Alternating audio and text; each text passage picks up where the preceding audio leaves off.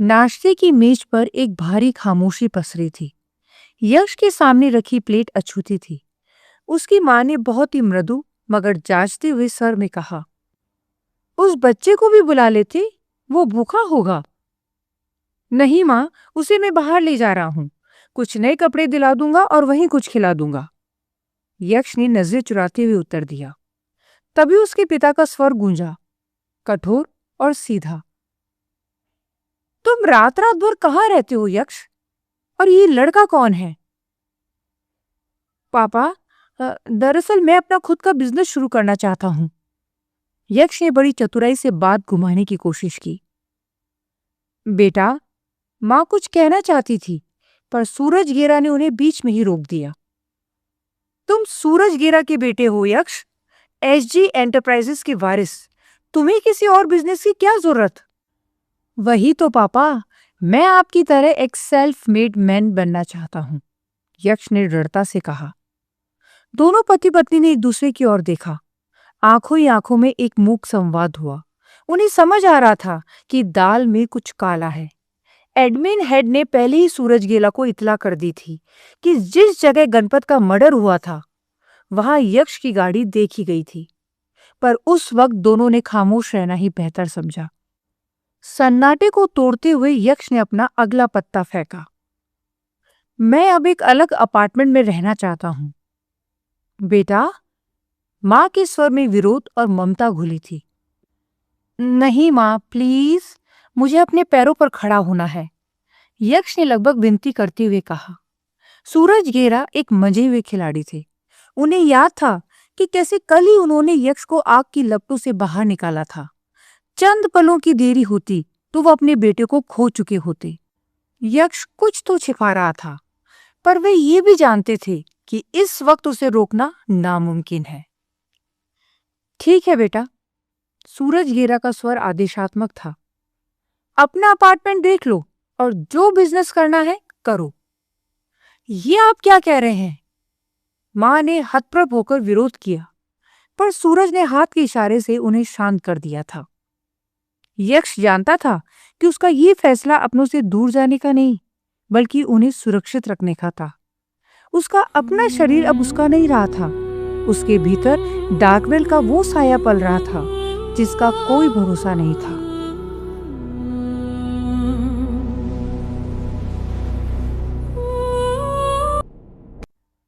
शाम के 5 बजते बजते यक्ष घर से निकलने की तैयारी कर चुका था। उसकी मां को शक होने लगा था कि सब कुछ बहुत तेजी से हो रहा था। यक्ष ने अपना सामान बांधा, उस बच्चे का हाथ थामा और वहां से निकल गया। बहुत जल्दी की उसने। यक्ष के पिता फोन पर बुदबुदाए जब उनकी पत्नी ने उन्हें बताया कि यक्ष नए अपार्टमेंट में शिफ्ट हो चुका है। वो अपार्टमेंट शहर के आखिरी छोर पर था। नीची छतें, पतली दीवारें, एक ऐसी जगह जहां राज गूंजते नहीं थे बल्कि जम जाया करते थे। बच्चे ने बिना किसी शिकायत के छोटा वाला कमरा ले लिया था। एक ही दिन में सब कुछ बदल गया था। यक्ष को अब खुद समझ नहीं आ रहा था कि वो क्या कर रहा है। उसके माता पिता जानते थे कि कुछ तो गलत है, हालांकि वे कभी उस सच का अंदाजा भी नहीं लगा सकते थे कि किसी प्राचीन और दुष्ट शक्ति ने उनके बेटे के भीतर अपना डेरा जमा लिया है। रात घिर आई थी। जब बालक सो रहा था, यक्ष अंधेरे में बैठा उन जिंदगियों को गिन रहा था जो उसकी वजह से तबाह हो चुकी थी। वो सोच रहा था कि ये सब खत्म होने से पहले, अगर ये कभी खत्म हुआ तो अभी और कितनी जानी जाएंगी। वो डार्कवेल का इंतजार कर रहा था। निश्चित रूप से अब असैसिन प्राइम को अपने मैनेजर के पास जाना था, उससे पूछने कि क्या पहला शिकार मिल गया है। एक दिन में बहुत कुछ घट चुका था, फिर भी यक्ष खुद को इस बहाव में झुकते हुए महसूस कर रहा था, जैसे उसने इस नियति को स्वीकार कर लिया हो। तभी रात के 11 बजे दरवाजे की घंटी बजी। यक्ष एकदम सतर्क हो गया था। क्या डार्कवेल अब इस तरह आता था, घंटी बजाकर?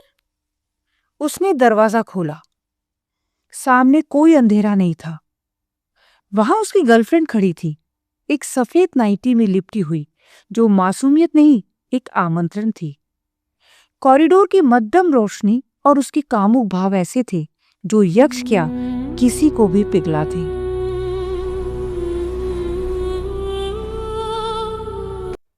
हाय यक्ष, उसने धीरे से कहा, जैसे इस एक शब्द में पूरी कहानी छिपी हो। यक्ष कुछ नहीं बोला। वो और करीब आई, इतनी करीब कि उनके बीच की हवा बदल गई। उसके हाथों से पहले उसकी खुशबू यक्ष तक पहुंची, धीमी सी, आत्मी और मदहोश कर देने वाली खुशबू। वो यक्ष को उस नजर से देख रही थी जैसे कोई उस इंसान को देखता है जिसे जवाब पहले से पता हो। अपने हाथों को यक्ष के गले में डालती हुई बोली, मुझे चिंता हो रही थी। तुम्हारे मम्मी पापा से पता चला कि तुम आज ही नई जगह शिफ्ट हुए हो। उसने यक्ष के चेहरे के करीब आते हुए उसे हल्के से चूमा। यक्ष के भीतर कुछ हलचल हुई। उसके भीतर उन बीते पलों की याद ताजा हो गई थी जो उसने इस लड़की के साथ बिताए थे। तुमने मेरे फोन का जवाब नहीं दिया, वो धीमी, लगभग फुसफुसाती आवाज में कहती रही। मुझे लगा शायद तुम्हें किसी के साथ की जरूरत है। इससे पहले कि यक्ष उसे रोकता, वो अंदर आ चुकी थी। दरवाजा एक हल्की और निर्णायक आवाज के साथ बंद हो गया था। उसकी आंखों ने अंधेरे से तालमेल बिठा लिया था। उसने सब कुछ देख लिया था, वो अपार्टमेंट, वो सन्नाटा और बगल का वो दूसरा कमरा जहां कोई अजनबी सो रहा था। वो धीरे से मुस्कुराई। तुम बदल गए हो यक्ष, उसने करीब आते हुए कहा। तुम्हारे अंदर कुछ अलग है। उसका हाथ यक्ष के सीने पर आकर ठहर गया। उसने यक्ष के भीतर मची बेचैनी को महसूस कर लिया था। तुम अब सोते नहीं हो, है ना? तभी यक्ष ने उसे महसूस किया, उस पूरी चाल को, उस वक्त के चुनाव को, उन कपड़ों को। वो कोमलता अब एक इरादे में बदल चुकी थी। ये तसल्ली नहीं थी, ये एक दिशा थी। उसके होठ यक्ष के कान के पास थे, बिना छुए, बिना किसी जल्दबाजी के। तुम्हें आज रात अकेला रहने की जरूरत नहीं है, उसने बुदबुदाया। यक्ष के भीतर कहीं गहराई से कोई चीज ये सब देख रही थी। यक्ष को पता था कि वो क्रूर प्राचीन बुराई अब कभी भी उस पर हावी हो सकती थी। ये मूर्ख लड़की यहां क्यों आ गई? उस लड़की को नहीं पता था कि यक्ष अब वो पहले वाला बॉयफ्रेंड नहीं था। वो अब उसके साथ कुछ भी बुरा कर सकता था।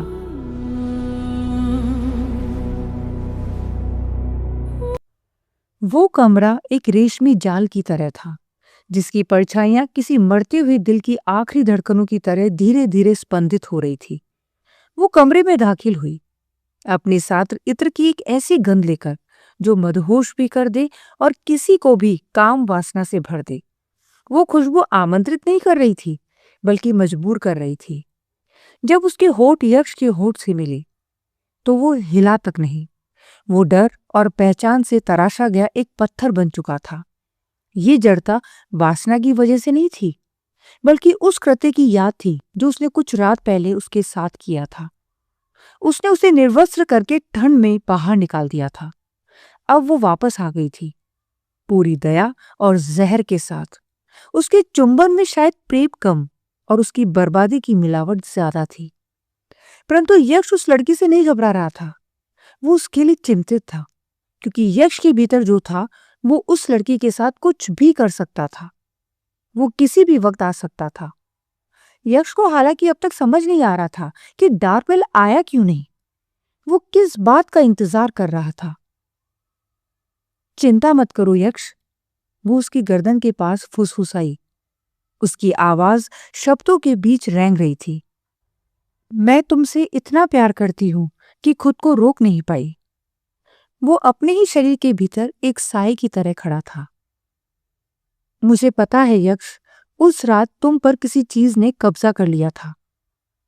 उसकी उंगलियां एक एक करके उसकी शर्ट के बटन खोल रही थी। मैंने इसके बारे में पढ़ा है, कैसे कभी कभी जिंदा बचने का संघर्ष दिमाग को झकझोर देता है। ये सामान्य है। फिर एक ही सहज और सदैव प्रहार में, एक अभ्यस्त शिकारी की गरिमा के साथ, उसने अपना हाथ नीचे बढ़ाया। वहां कोई हिचकिचाहट नहीं थी, जलने के लिए कोई हया बाकी नहीं बची थी। उसने उसकी मर्यादा की आखिरी परत को भी उतार फेंका और उसके अंतर वस्त्रों को पैरों के पास बढ़ती परछाइयों के ढेर में गिरा दिया था। और फिर वो उससे चिपट गई, बेचैन, भूखी, जरूरत या फिर एक चालाक शिकारी की तरह।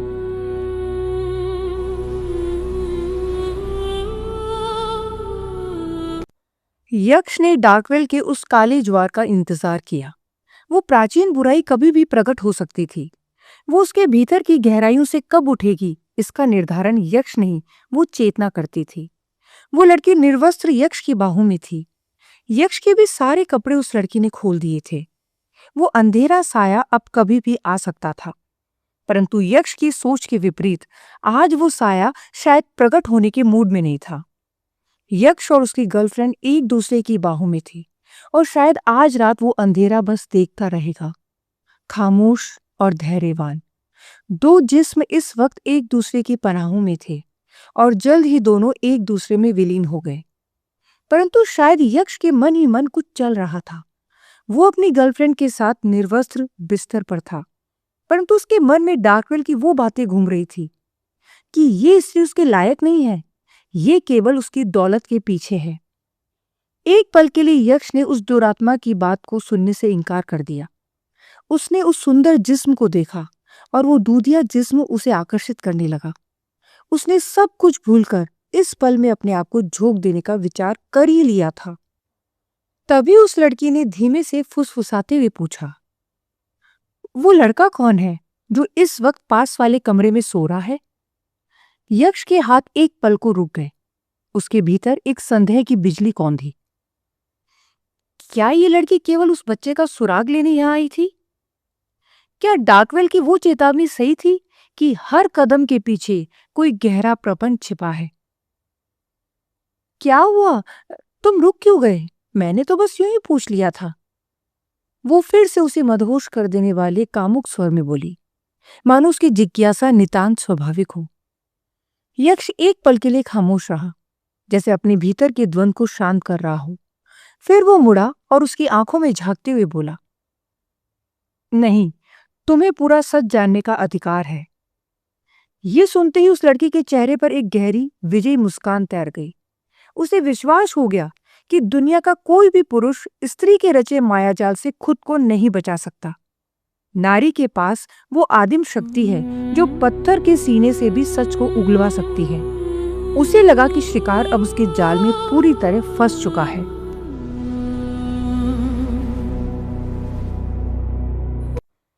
अंधेरे कमरे में सन्नाटा इतना गहरा था कि घड़ी की टिक टिक भी किसी हथौड़े की चोट जैसी लग रही थी। यक्ष धीरे से बिस्तर से उठा।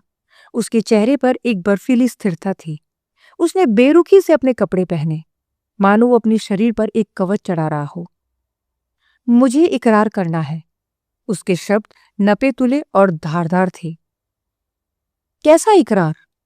वो फुसफुसाई। वो भी बिस्तर से उठ खड़ी हुई, पूर्णतः निर्वस्त्र। उसकी देह अंधेरे में किसी संगमरमर की मूरत सी चमक रही थी। वो यक्ष के करीब आई। उसकी सांसों में वही पुराना सम्मोहन था। मैं तो बस यूं ही पूछ रही थी यक्ष। यक्ष की नजरों में कोई हलचल नहीं हुई। उसने नीचे गिरा हुआ नाइट गाउन उठाया और बड़ी शालीनता से, पर उतनी ही बेरुखी से उसे पहना दिया। लड़की ठिठक गई। उसका आत्मविश्वास डगमगाने लगा। वो समझ नहीं पा रही थी कि उसका बिछाया जाल यक्ष को जकड़ चुका है या वो खुद मात खा चुकी है। मुझे तुम्हें पहले बता देना चाहिए था। यक्ष का स्वर किसी पुराने कुएं की तरह गहरा और गंभीर था। वो उसे एकटक देखती रही। मैं एक बीमारी से जूझ रहा हूं। कभी कभी मैं ऐसे कदम उठा लेता हूं जिस पर मेरा खुद का कोई नियंत्रण नहीं रहता। कमरा खामोश था। बस बाहर हो रही बारिश की आवाज आ रही थी। शायद इसलिए उस दिन मेरा प्लेन क्रैश हुआ। रेगिस्तान के उस सन्नाटे में मेरा खुद पर काबू नहीं रहा और मैंने उसे गिरा दिया। यक्ष ने एक लंबा मौन लिया ताकि उसके शब्दों का जहर धीरे धीरे उसके जहन में उतरे।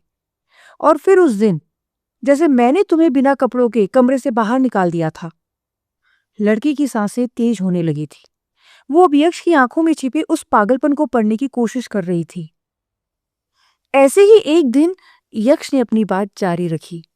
मैंने अपने पिता की सेक्रेटरी के साथ अपनी वासना पूरी की थी। क्या? उसके गले से एक दबी हुई चीख निकली।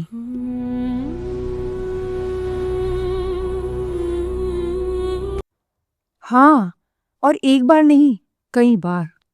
मैं महज 15 साल का था, पर पता नहीं मुझ पर कौन सा हैवान हावी हो जाता था। मैं उसे अपनी हवस का शिकार बनाता जाता था।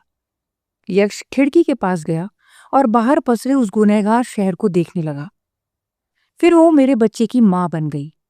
मेरे पिता के लिए ये डूब मरने वाली बात थी कि उनका नाबालिग वारिस एक मामूली मुलाजिम के साथ ऐसे कृत्य में लिप्त है। उन्होंने उसे पैसे देकर निकाल दिया। पर अब मुझे पता चला कि उसकी मौत हो गई है, तो मैं इस बच्चे को यहां ले आया। ये क्या बकवास है यक्ष? हम 2 साल से साथ में हैं और तुम मुझे अब बता रहे हो कि तुम्हारा एक बेटा है। यक्ष उसके करीब आया और उसके कांपते हाथों को थाम लिया। मुझे खुद नहीं पता था। मुझे लगा कि वो मेरे अत्याचारों से तंग आकर भाग गई। मुझे कुछ दिन पहले ही सच का पता चला। तुम इस लड़के को किसी हॉस्टल में भेज दो। ये बात बाहर नहीं आनी चाहिए, उसने घृणा से कहा। यही बात मेरे पिता ने भी कही थी, यक्ष ने एक फीकी मुस्कान के साथ कहा। तो वो सही कह रहे हैं यक्ष, इसीलिए मैंने उनका घर छोड़ दिया। मैं इस बच्चे को पालूंगा। तुम पागल हो गए हो, वो चिल्लाई। हाँ, और मैं इसे अपना नाम दूंगा। तुम सच में दिवालिया हो चुके हो। तुम जानते भी हो एसजी एंटरप्राइजेस से अलग होकर तुम सड़क पर आ जाओगे। कोई बात नहीं, मैं मजदूरी कर लूंगा, पर हम मिलकर इसे पालेंगे, यक्ष ने उसे और करीब खींचते हुए कहा। हम? मैं तुम्हारे इस पागलपन और इस घिनौने अतीत का हिस्सा नहीं बनूंगी, वो अपने आप को यक्ष से दूर करते हुए बोली। मेरे पिता मुझे जायदाद से बेदखल कर रहे हैं, क्योंकि जब बाजार में ये खबर फैलेगी कि एसजी एंटरप्राइजेस के वारिस ने सालों तक अपनी सेक्रेटरी का रेप किया है, तो कंपनी के शेयर मिट्टी में मिल जाएंगे। तुम ये क्या कह रहे हो यक्ष? ऐसा मत करो। वो बुरी तरह से घबरा गई थी। अगर तुम मुझसे प्यार करती हो तो मुझे अपना लो। हम एक नई दुनिया बनाएंगे। मैं किसी और के पाप को नहीं पाल सकती, ये पागलपन है। वो पीछे हट गई। पर तुम तो मुझसे प्यार करती हो ना?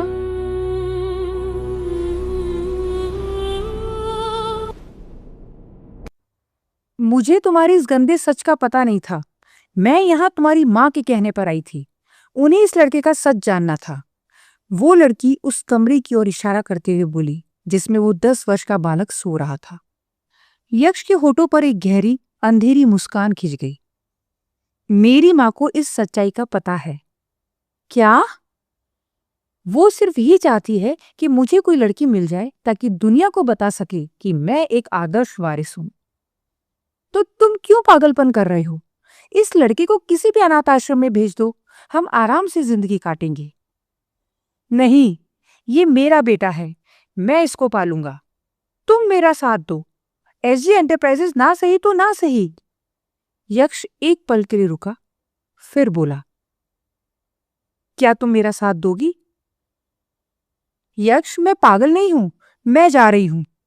उसने झटके से अपना सामान उठाया और बिना पीछे मुड़कर देखे उस अंधेरे अपार्टमेंट से बाहर निकल गई। दरवाजे के बंद होने की आवाज किसी आखिरी फैसले की तरह गूंजी। यक्ष के भीतर डार्कवेल अट्टहास कर रहा था। ऐसा खौफनाक झूठ तो शायद वो खुद भी न बुन पाता। वो खुश था क्योंकि आज यक्ष ने अपनी आंखों से उस प्रेम का अंत देखा था जो केवल दौलत की नींव पर खड़ा था। बिना साम्राज्य के यक्ष उसकी नजर में महज एक बीमार इंसान था।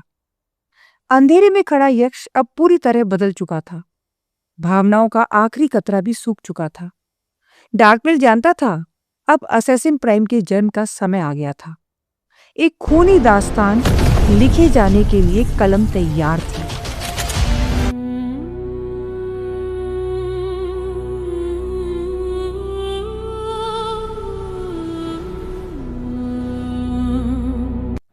असैसिन प्राइम उस रात धरिया सिंह के अड्डे पर खड़ा था, जैसे अंधेरे ने खुद एक आकार ले लिया हो।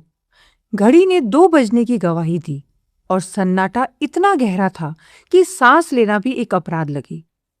आज धरिया तैयार था, या कम से कम उसे ऐसा भ्रम था। पिछली रात वो काला साया बिना दस्तक के आया था और डर उनके भीतर ऐसे घुल गया था जैसे जहर नसों में उतरता है। लेकिन आज आज उस डर ने हिंसा का रूप ले लिया था। दरिया के चारों ओर हथियारबंद 5 आदमी खड़े थे। घर के बाहर भी परछाइयों में और लोग भी तैनात थे। दरिया को संख्या का अहंकार था, पर मौत के सामने वो हमेशा एक कमजोर ढाल होती है। मेरा बेटा कहाँ है? दरिया की आवाज भारी थी, पर भीतर कहीं एक महीन दरार थी, एक अनजाने भय की दरार। उसे शायद अंदाजा नहीं था कि जिसे वो धमका रहा था वो जीवन और मृत्यु के बीच की रेखा को बहुत पहले ही पार कर चुका था। वो कोई इंसान नहीं था, वो एक प्राचीन बुराई थी। असेसिन प्राइम ने सबको एकटक देखा। उसकी स्थिरता में एक ठंडी हंसी छिपी थी, जैसे शिकारी पहले ही जानता हो कि उसका शिकार क्या सोच रहा था। दरिया। उसकी आवाज धीमी थी, पर उसमें लोहे की खुरदुराहट थी। लगता है गणपत वाला सबक तुम पर बेअसर रहा। दरिया की उंगलियां बंदूक पर कस गई। आज तो यहां से जिंदा नहीं जाएगा, काले शैतान। मेरे बेटे का पता बता दे। एक पल, बस एक पल, जहां समय ने सांस रोकी और फिर हरकत हुई। किसी ने देखा नहीं, बस महसूस किया। एक झटका, इतना तेज कि आंख उसे पकड़ ही नहीं सकी। अगले ही क्षण बंदूक दरिया के हाथ में नहीं थी, वो असेसिन प्राइम के हाथों में आ गई थी। वहां एक अनकहा सन्नाटा फैल गया था। उसके आदमी जड़ हो गए, जैसे दिमाग ने शरीर से रिश्ता तोड़ दिया हो। और फिर डर ने अपना असली रूप दिखाया। पांचों ने लगभग एक साथ ट्रिगर दबाया। गोलियों की आवाज ने कमरे को चीर दिया था, पर निशाना कभी वहां था ही नहीं। वो काला दैत्य हिला नहीं, बस मौजूदगी बदलता रहा। हर गोली हवा से टकराकर जैसे लौटती हुई प्रतीत हो रही थी। उनकी उंगलियां कांप रही थी और हर फायर के साथ उनका अपना भरोसा टूट रहा था। वे पहली बार समझ रहे थे कि ये लड़ाई नहीं थी, ये एक फैसला था। एक पल के लिए गोलियां थमी और वही पल उनका आखिरी था।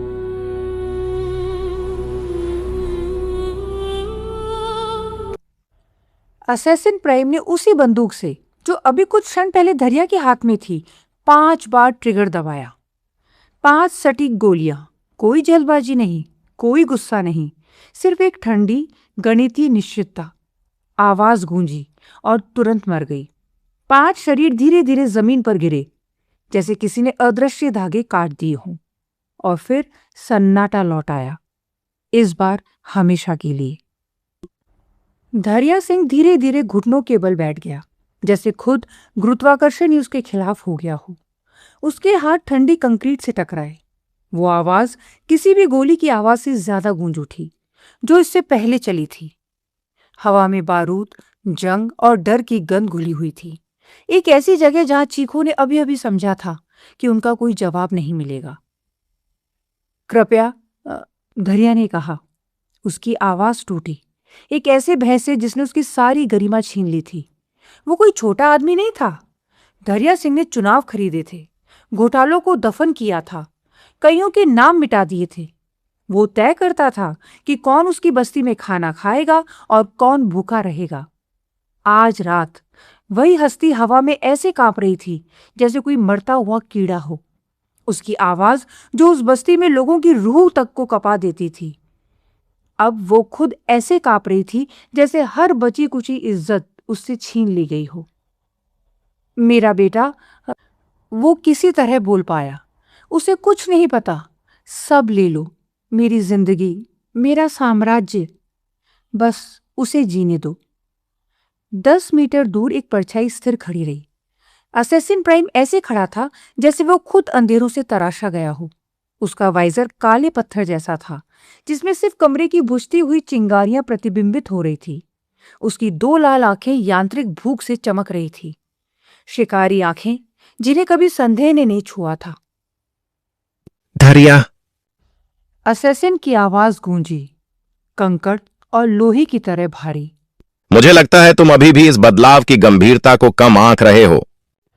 दरिया की पत्नी, जिसने गोलियों की वो आवाज सुनी थी और जिसने उन 5 लाशों को एक ही पल में गिरते हुए देखा था, लड़खड़ाती हुई रोशनी में आ गई। वो असैसिन प्राइम के कदमों में गिर गई। असैसिन प्राइम एक निर्जीव मूर्ति की तरह खड़ा रहा और उसकी लाल आंखें दरिया पर टिक गई।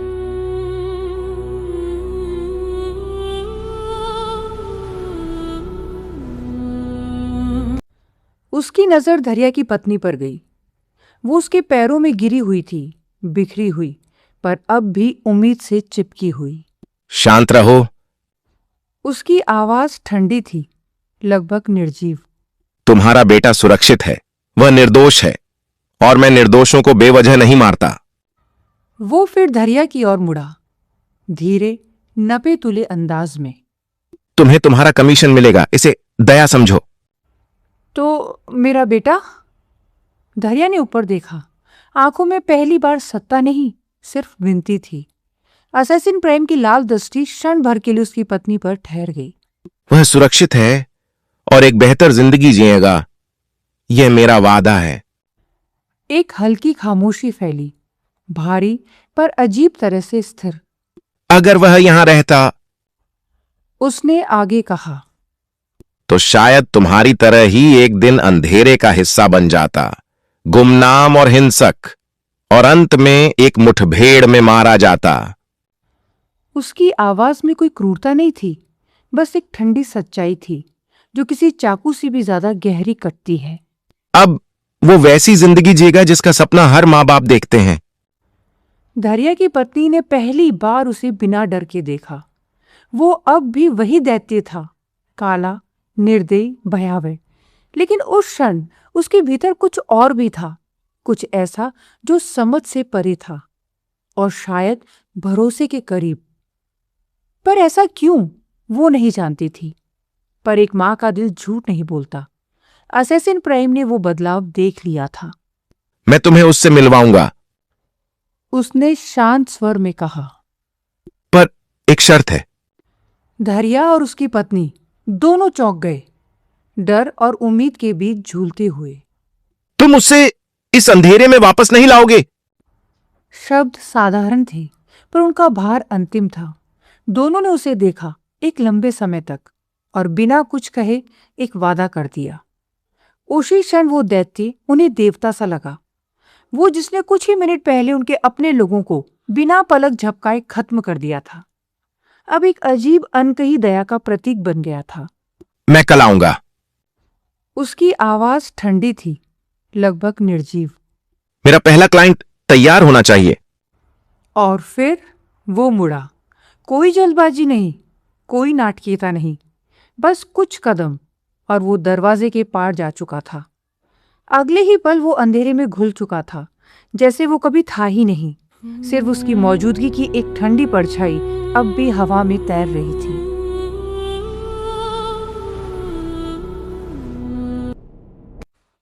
सुबह बिना किसी घोषणा के आ चुकी थी। शहर ने अपनी रोजमर्रा की धड़कन फिर से पकड़ ली थी, जैसे कुछ हुआ ही ना हो। एक मोड़ पर चाय की केतलियां बंसरी की तरह चीख रही थी, और अखबार गीली सड़कों पर बीते कल के झूठ बहा रहे थे। यक्ष ने पिछली रात अपनी गर्लफ्रेंड को घर से बाहर जाते देखा था। उसके बाद की स्मृतियां धुंधली थी, टूटी हुई, जैसे किसी और की जिंदगी के टुकड़े हों। बस एक बात साफ थी, उसने दरिया की पत्नी से वादा किया था कि वो उसके पुत्र का ध्यान रखेगा। उसने कमरे में झांका।